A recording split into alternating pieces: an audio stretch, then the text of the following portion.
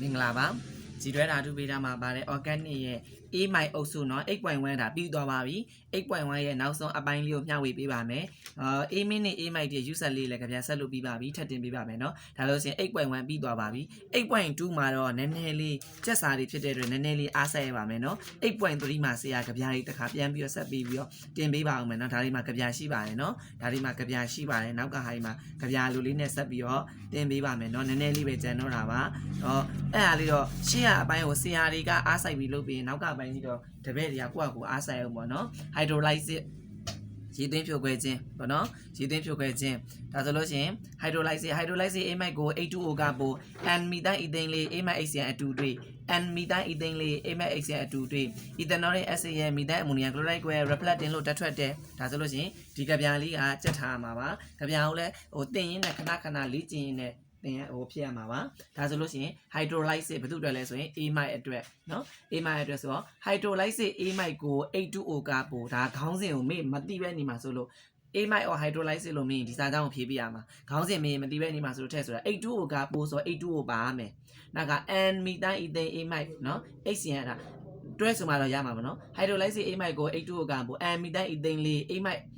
methyl ethane လေး A မိုက် HCl အတူတွေ့ဒီမှာခဏဖြတ်ပါတယ် A မိုက် HCl အတူတွေ့ဒါဆိုလို့ရှိရင်ဆိုတော့ဒါဖြတ်ပဲဆိုတာရေးတာကြတော့ methyl ethane A မိုက်ဒါဆိုလို့ရှိရင် methyl ethane A မိုက်တော့သိရမယ်ပေါ့เนาะသူ့ရဲ့သင်္ကေတက CH3 CO N A CH3 ဒါဆိုလို့ရှိရင် methyl ethane ဆိုတော့ဒီမှာ methyl လို့ပြောN မှာ methyl ပို့မှာမလို့ N မှာဒါတော့ရေးတတ်ဒီသင်္ကေတကိုမြင်တာနဲ့ရေးတတ်မယ်เนาะဒါဆိုလို့ရှိရင်မှာ ethane လို့ပါပြတဲ့ကာဗွန်နှလုံး me e เนาะအဲ့မှာဆရာတို့ဘာလို့ဆိုလို့ရှိရင် O ပေါ့ N A CH3 တကယ်တော့ဒီလိုမျိုးရေးတာပါ C single bond C double bond O single bond N H အဲ့လိုမျိုးရေးရမှာဒီမှာ CH3 ဒီမှာအဲ့လိုမျိုးရေးတာအဲ့ဒါကိုရေးလိုက်တော့ဒီပုံစံဖြစ်သွားတာပုံနှိပ်ထဲမှာเนาะအဲ့ဒါဆိုဒါရေးရမှာဒါက methyl ဒီမှာ N methyl เนาะနောက်က ethyl A မိုက်ဒီမှာ ethyl ETHAN ဒီမှာ A မိုက်က N နဲ့ H နဲ့အဲ့ဒါကိုသိရမယ်အဲ့ဆိုလို့ရှိရင်ဒီမှာ CH3 CON H CH3 ဒါတော့သိရမယ်ပြီးရင်ဘာတူဟိုပို့ HCN အတူတွေ့လို့ပါမဟုတ်လား H2O ကပို့ဆိုတော့ H2O ပါမယ်ရေသွင်းဖြိုကမှပြော H2O ပါမယ်နောက်ကဘာပါမယ် HCN အဲ့ဒါတရားစာရေးလိုက်ပါ hydrolysis A မိုက်ကို H2O ကပို့ H2O ပါပါ H2O ကပို့ N methyl ethane A မိုက်methyl ethane လေး A မိုက် HCN အတူတွေ့ N methyl ethane လေး A မိုက် HCN အတူတွေ့ဒါတော့ဟိုကြပြမှာစိုးလို့ကောင်းလို့ဖြတ်ထည့်ပေးလိုက်ရတာပေါ့နော်တချို့ကကြတော့ဒီလိုကြီးမကောင်းမှုမှန်တာပဲအဲ့တော့အမျိုးမျိုးကိုအာပေါ်နဲ့ကိုတိတ်တလို့သုံးလို့ရပါတယ်လိုအပ်ရင်လည်းယူပါမလိုအပ်ရင်လည်းမယူပါနဲ့ပေါ့နော်ဒါဆိုလို့ရှိရင် methyl ethane A မိုက် methyl ethane လေး A မိုက် HCN အတူတွေ့ A မိုက်ဒါကတွဲနောက်က HCN เนาะအဲ့ဒါဒီမှာ HCN ဒီမှာဒါဒီကောင်ရေးတာပါ methyl ethane A မိုက် HCN ဒါเนาะဒါဆိုလို့ရှိရင်နောက်တစ်ခါပါတော့ ethanolic acid ရဲ့ methyl ammonium chloride ကို reflect တင်လို့တက်ထွက်တယ်เนาะဒါဆိုလို့ရှိရင်တကြောင်ဆိုနေလို့ထောက်နေတာပါတွဲဆိုမှမှန်ပါပါအဲဆို ethanolic acid ရဲ့ဒါဆိုလို့ရှိရင်တို့ acid ထွက်ရတော့မယ်ဘယ်လိုထွက်မှာလဲဆိုလို့ရှိရင်ဆရာတို့က H2O က H+ နဲ့ OH- နဲ့ပြိုကွဲပါတယ်ဒါဆိုလို့ရှိရင်ဆရာတို့ကဒီထွက်တဲ့ N နေရာမှာ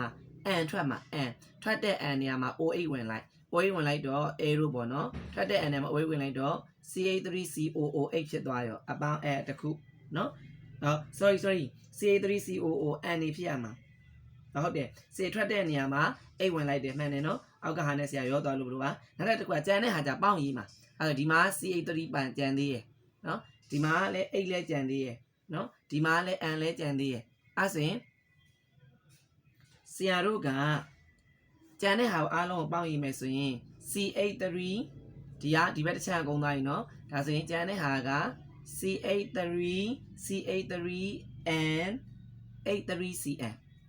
CH3N H3CN ဟုတ်နော်အဲ့ဆိုဒီက 8 တလုံးဒီက 8 တလုံး2လုံးဒီမှာ 8 တလုံး3လုံးဒါကြောင့်ဒီ 8 3လုံးဒီမှာ DN က N DCH3 CH3CN CN ကျန်တာအလုံးပေါင်းရေးလိုက်တာရပြီနော်ဒါဆိုလို့ရှိရင် hydrochloric acid A မိုက်ကို H2O ကပို့ N methyl ethane လေး A မိုက် HCN အတူတွေ့ ethanolic acid ရဲ့ methyl ammonium chloride ကို reflect တင်လို့ဓာတ်ထွက်တယ်ဒါဆို reflect တင်လို့ပါလာဖြစ်တဲ့အတွက်ဓာတ်ကူပစ္စည်းဟာ reflect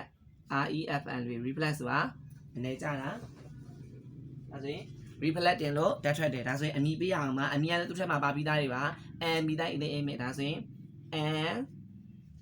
မီတိုင်း ETHAN